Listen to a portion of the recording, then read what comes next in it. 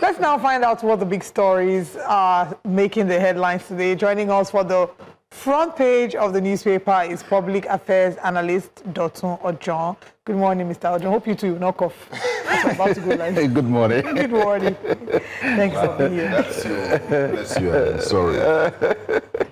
No peace for the weekend. The opposition is responsible for this. Yes, your political opponents. My political opponents. Your political detractors. My detractors and traducers. All right, let's get straight into the front page of the papers. But before we get in straight, we'll let you know that, or we'll have you know that your voice is very important and we want to hear what you think. What your comments are, questions, comments, objections, contributions are totally welcome. The numbers to call are on your TV screen. Also, we're streaming live via YouTube. You can search for News Central TV Live, drop your comments. I'll head to YouTube and take some comments from the live chat.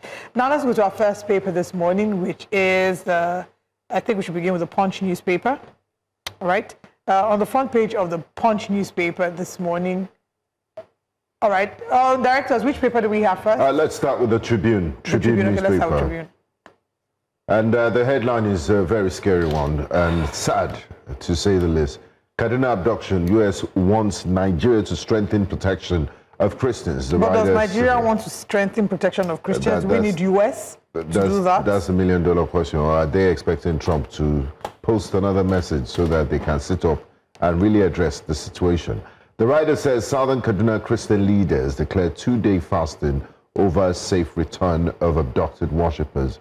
Southern Middle Belt Leaders Forum wants suspension, thorough investigation of police officials who denied the abduction. I think it's a good place to start with.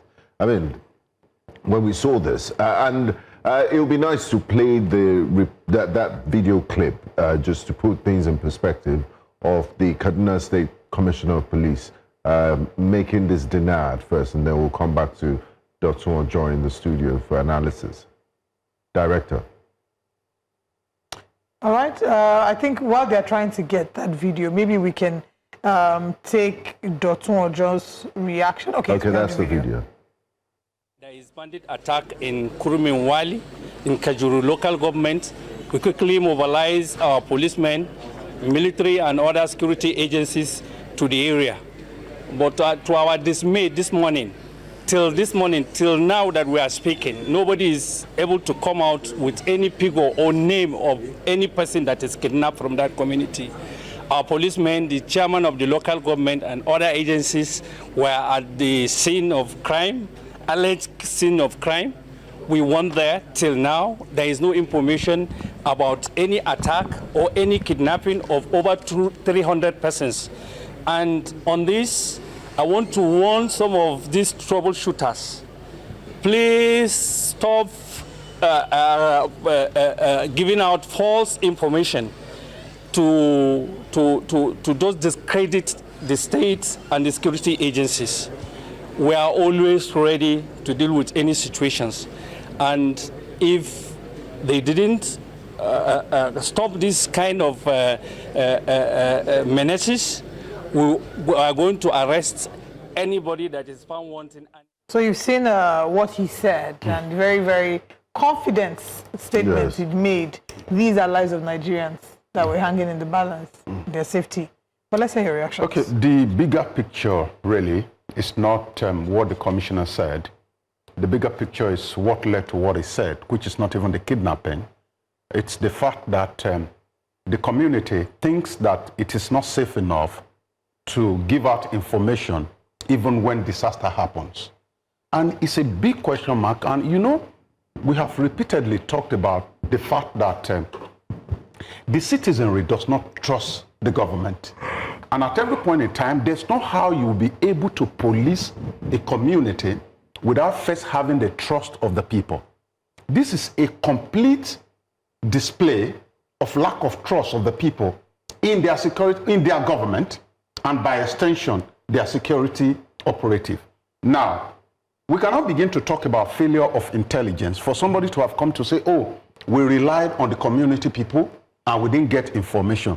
It shows that something is wrong in that local government.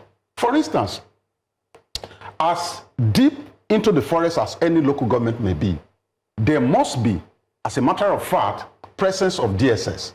That's why at least you have them at the local government headquarters, even when they don't have enough men to go around and all of that.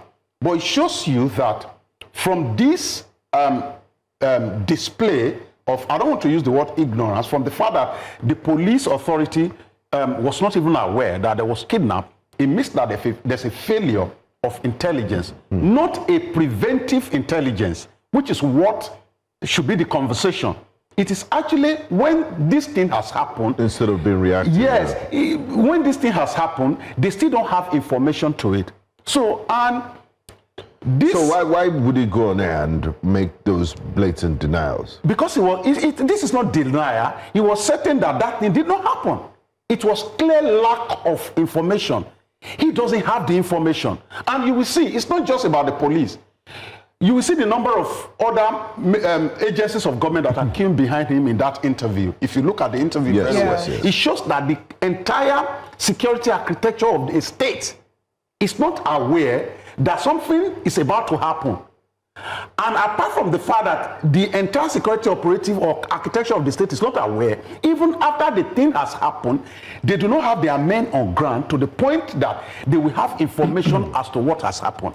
So again, we can continue to discuss our security operative, but the larger picture is that there's a big disconnect between the people and the government to the point that they cannot even offer information when evil befalls them. And I've said it repeatedly before you make your point, Benga, that the philosophy behind the 10% that I've continued to talk about on this program, it is believed that there's 10% in any community that will be extremely wealthy.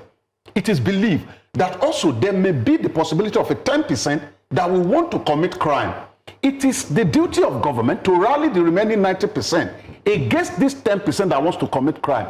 But when the government does not have control over the 5%, not how will the government now get 90%? So trust issue, believability issue, the fact that the government talks to you to tighten your belt and they live in opulence will continue to destroy the code of partnership that should exist between the governed and those that are governing them. Trust. Just before we move on to another story on the front page of the Tribune, still on this story, Southern Middle Belt leaders forum want suspension. Some have also been calling for that there should be some form of punitive measures against the Commissioner of Police or senior police officer to act in this manner, that there should be consequences for his actions. Yes. What's your take on this? In fact, if you ask me, if there's a way the Constitution permits, there should be a punitive measure against even the governor of the state.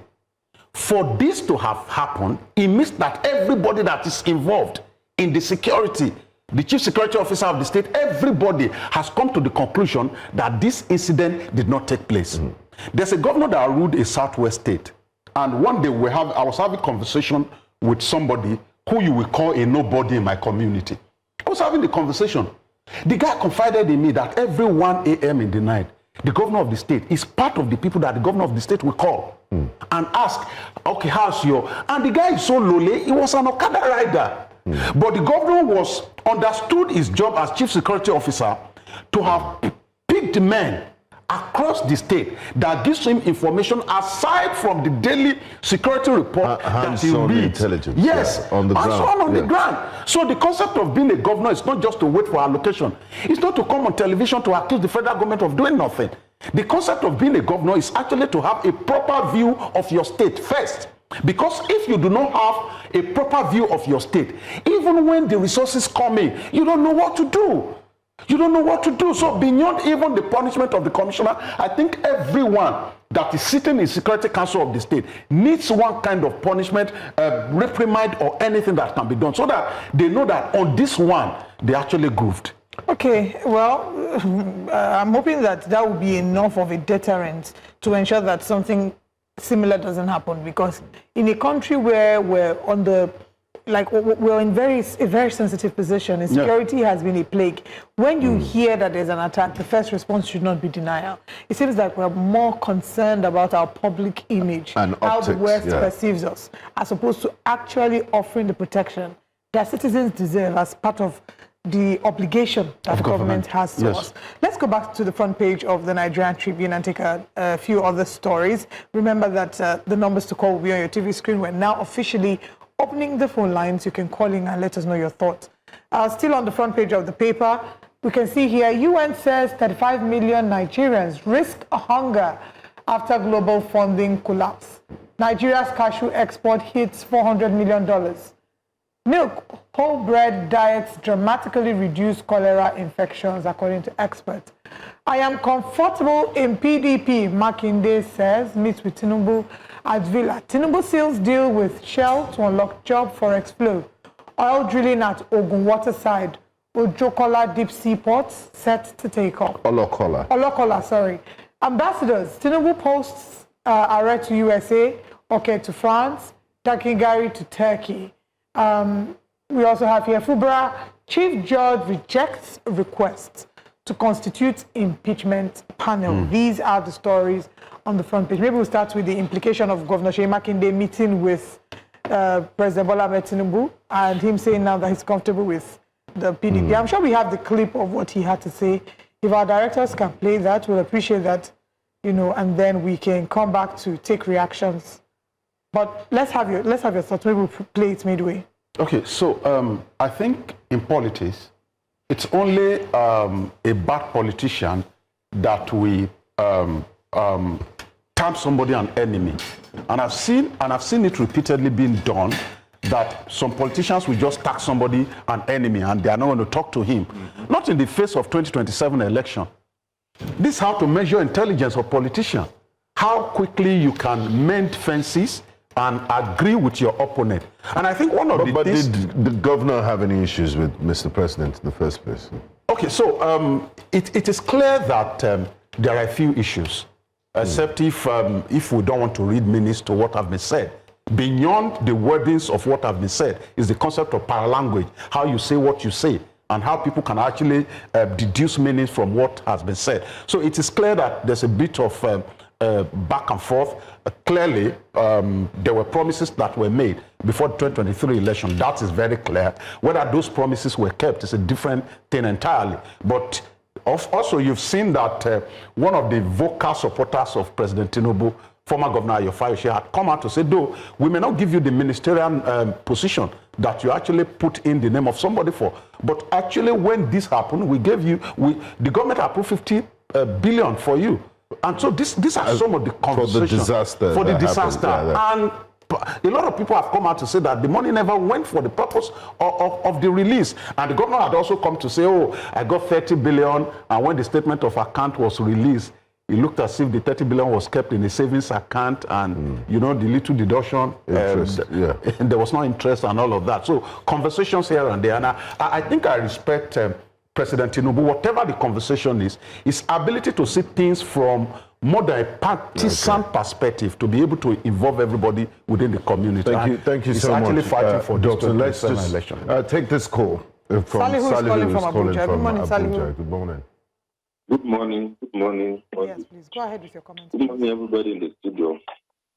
I'm very happy about, I want to say one or two things about Mr. Dotun's comment.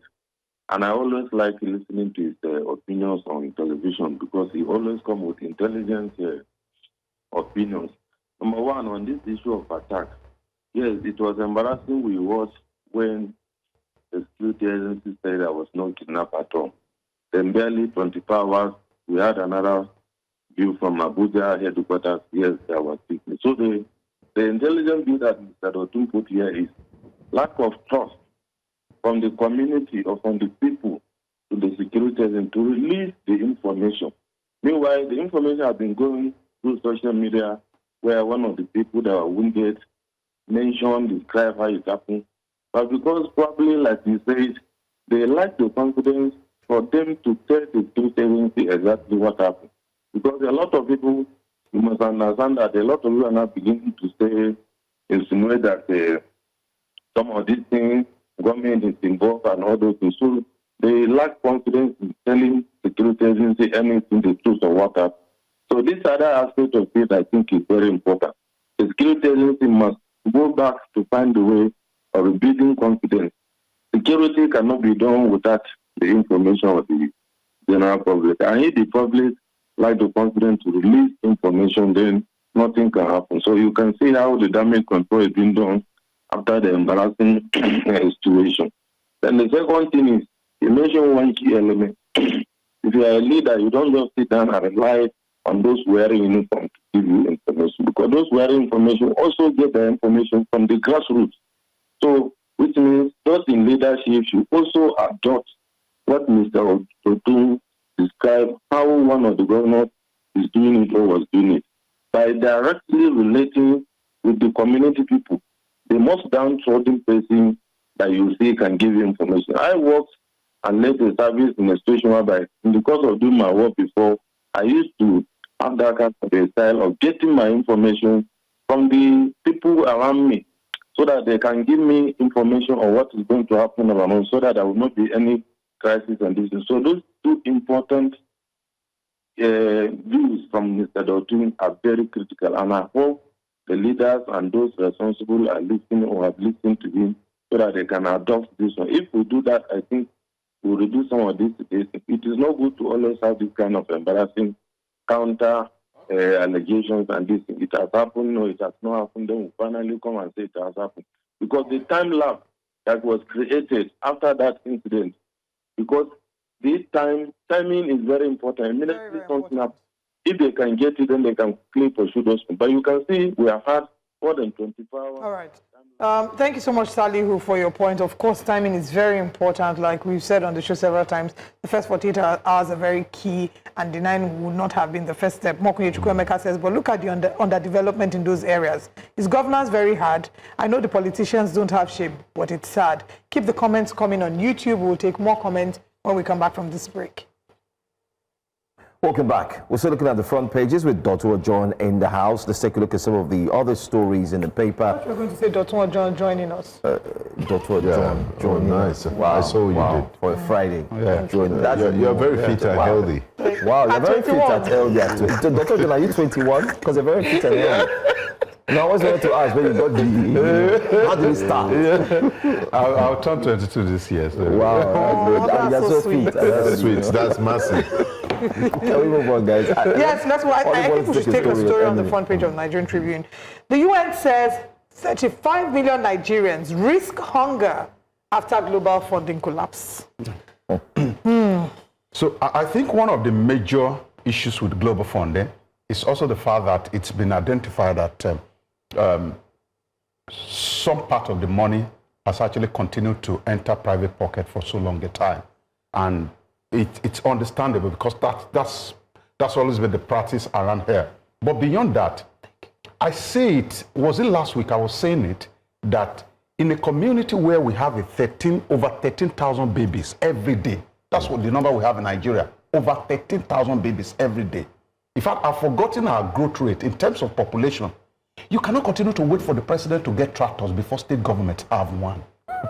Because as we speak now, the major problem is that whether we want to just continue to give money to people, and it's going to get to a point, first, you cannot cover the community by doling out money. I understand what it's not sustainable. Yeah, it's not sustainable. I understand what the UN was trying to say, that to banish poverty from our community, we need to make resources available for people living in abject poverty. But we must not misconstrue that to mean handing over money in form of wicked empowerment year in, year out. We must be strategic. Can we feed the population that is going to emerge in Nigeria can we make them by 2030? Can we make them productive? Can we? So we must begin to look inward. We cannot get to a point where UN or anybody will be telling us what will happen. It is clear. You can have a community of 13,000 plus people addition every day, and you will not take your agriculture seriously. UN is telling us to feed the people. The United States is telling the government to protect Christians. You know, it's almost They are all like... telling us what to do from outside. So at the end of the day, you know, one also leads to the other. When we're talking about agriculture now, there's a way agriculture, because I remember the Cocoa Marketing Board of the Southwest in the late 70s, the intention was not just to market cocoa, it's also to create some kind of sustainability for the farmer. So when you have insecurity in your community, people cannot grow food. At the end of the day, you're not going to have any farm produce. And people are going to die, struggling to get food. So we need to talk to our government. We need to be strategic. Today, how many local governments do we have? 774 local governments. How many of those local governments have community farm? Beyond all of this, our House of Reps member go at the end of the day, maybe they spend 3 months in Abuja, they come back, they empower the people. We see it. With wheelbarrow. So, with wheelbarrow, we see them. We see some of them even buy deep freezer. We see them. They are doing well. But the truth is that in this century, our innovation should be beyond handing over deep freezers to people. We must deliberately create sustainability around agriculture so that our people will not die as a result of hunger. You see them on the way. I made reference to what happened in 2020 during the lockdown. You see people will knock at your door. They are coming to plead with you. They will tell you they don't need money. All they need is just give us something to eat. And a repetition of that will happen, not as a result of lockdown, but as a result of explosion in our population. So we must get our strategy together and face agriculture in a way that will not leave it in the hands of the federal government. We're saying here, as you're talking about millions that will be impoverished or would experience hunger due to collapse of global funding. Like you said, it's largely related to the security crisis because these communities need to go to the farm. They can't go to the farm because they're afraid that they'll be kidnapped on their way to the farm. You know, we're seeing a comment still talking about Kaduna. Chooks Danny on YouTube says, what is the Commissioner of Police still doing in Kaduna State? Is it that he's representing something we do not know? After this embarrassing display, he still sits pretty well on his seat. Why? He asks. He may not be sitting pretty well, but he's still sitting. Maybe there are some flames of fire that we cannot see. But it's actually an embarrassing one, actually. Okay, I wanted us to talk about Fubara, what's happening in Rivers State, but maybe we should take it in another paper. But we have a call from Abuja. Good morning. God's gift, thank you very much for calling. Yeah, good morning. Good morning.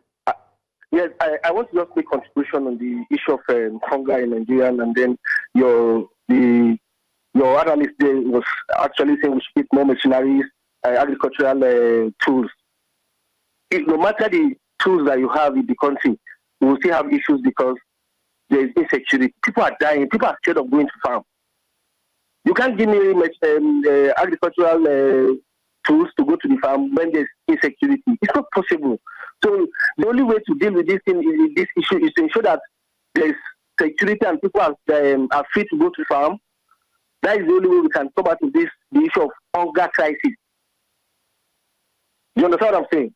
Absolutely. And I agree with you. Yes. Absolutely. Yes.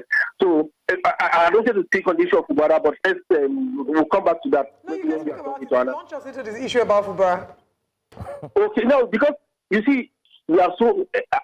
We watch what politics. We've not heard of godfatherism anywhere in the world. The issue of Rivers State is pathetic. It is pathetic that one man wants to be in charge of the state and also want to be in charge of the state resources. The same man that kicked against godfatherism when he was the governor of Rivers State.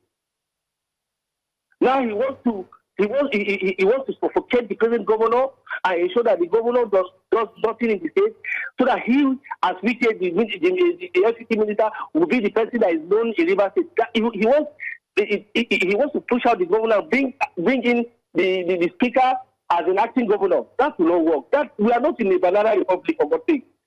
This country we are in a very big mess, and we must rise up and speak against this impunity. All right.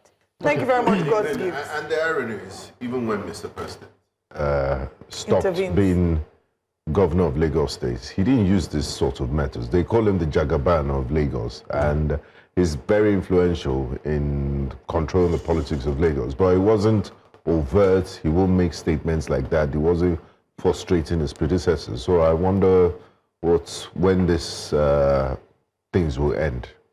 Okay, he just Sally, you just talked about Rivers State. As we're launching into Rivers State, let's take another front page and we'll talk about it on that front page. The Guardian newspaper. The Guardian. On the front page of The Guardian, I'll run through the big story. How port services, high cost, easy drug access, fuel addiction crisis. Christian leaders declare fasting, prayer over Kajuru abduction. Ekiti 2026, political parties to pay 60 million naira campaign advert fees. Wow. In Ekiti State. It's not even at the federal level. This adverts, campaign adverts. How much do they pay in Lagos State? We'll come back to that. 60 million. Court prescribes industrial action as Wike sues FCTA workers. Now, Rivers CJ declines to constitute probe panel against Fubara. Government pledges food security as UN says 35 million Nigerians at hunger risk. Federal government reiterates religious freedom as report cites 72% of global Christian killings in Nigeria. And at the top of the paper, federal government warns against consumer extortion, orders free installation of 500,000 meters. 500,000 meters. They say people should not be extorting citizens, but people will still pay for meters in this Nigeria. CSO knocks National Assembly on prolonged recess, warns Electoral Act delay threatens 2027 poll. And finally, what recess are they going for? Didn't they get a Christmas holiday? Well, if you ask me who I go as. And final story, ADC affirms Obi, Usman are strong coalition members. Too many stories here. Let's start with Fubara. What's happening in Rivers State? Okay, so you also permit me quickly to touch on what the story from Ekiti, so that we can lay it bare, people can understand the 60 million behind it. But for Fubara, we were here last week, and I taught the governor one strategy in war. For you to win anybody in the art of war, in the philosophy of war, the first thing you are expected to do is to lure the person from where he's standing to your own place of strength. So if I am a rough fighter and I want to win you, I will lure you to my own side so that you can think that you have the power to fight with me from the point of my own strength. And what will happen? I'm going to defeat you. So last week I had advised the governor that you should not come out to do all of these fight. Exchange of words. Yes, and I think that you have seen that in the last 1 week or thereabout, there's been a bit of quiet and silence in Rivers. And that does not mean that the guy was not doing his political workings on the ground. Now, this is the complication. You cannot fight political fight with emotion, the way you will support Baba Fela and Whiskey. You cannot do that. You have to slip politics is a bit different. You can't fight it the way you will fight VDM and the other guy that is or DJ Chicken online. and Portable. Yes, you have to be extremely strategic. So, beyond emotion is the issue of strategy. The man with the biggest strategy will win in politics. It doesn't matter whether the community queues behind the other one. And that's why I keep advising. And I'm going to stop at the point of advice this morning. I keep advising. Go learn strategy. And when you learn your strategy in silence, you can deploy it in the public. But for you to come and be see, there are some positions that are too, let me use the word presidential. I am not going to come to the marketplace and start fighting people or try to stamp my feet on the ground that I am so. No, I am going to use strategy. Strategy is what moved Fubara from PDP to APC. Silently, quietly. And he made that move. But if you continue to come to the public space to continue to fight, at the end of the day, he may not get anything out of it. It's true, the public will just use you for discussion topic. And that will be the end. And from some angles also, you will be buying bad reputation for yourself anytime you come out to the public place to fight. There's what they call private injury and public dressing. You can bite somebody in the private and come to the public and dress the wound for him. And the perception will be, oh, he came to the public to actually dress the wound. Having said that, the place of the people. And I'm going to link this to Ekiti. When you talk about two personalities in a democracy, and you leave the population of the entire state, you are doing injustice to democracy. Now, there's no how you can talk about the people if the people are not known to democracy. Because we have how many numbers of people in Nigeria today? Many of us are not known to democracy. The number of people that are known to democracy are those who participate in the process of election. If you don't have voters card, INEC does not know you exist. True. So now, when you now look at those who have voters card, you now measure their value to politics. You can be known to democracy and not be valuable to democracy. For instance, there was a tanker that fell, and people went there to scoop fuel. Some of those people who went there to scoop fuel, they have voters card. But you will have known the way they will decide on the day of election. That if at this century, people can still run with gallon and went to scoop fuel, it means that they cannot make the right decision on the day of election. Right. So illiteracy is standing tall in the hierarchy of everything that is affecting our democracy. That is why people are talking about Fubara, they are talking about Wike. Our people are not talking about the people of River, who should have the finality of decision when it comes to democracy. And the most but this is how important they deny you in Ekiti. They want to deny everybody from participating. And in Ekiti came, before Ekiti came, I'm going to talk about what happened in Ondo. That one is even crazier. Ekiti has come out to say before you put your billboard, you do 60 million. That means not too young to run is dead. Where will a young man who is running to be House of Reps member get 60 million to pay for the Senate agency? Let me tell you how these things work. When you get to this agency, when you get to anybody that's going to hook your billboard, you pay them because they have paid the Senate agency. So there should not be an additional cost. So it's because you've already paid. It's double payment.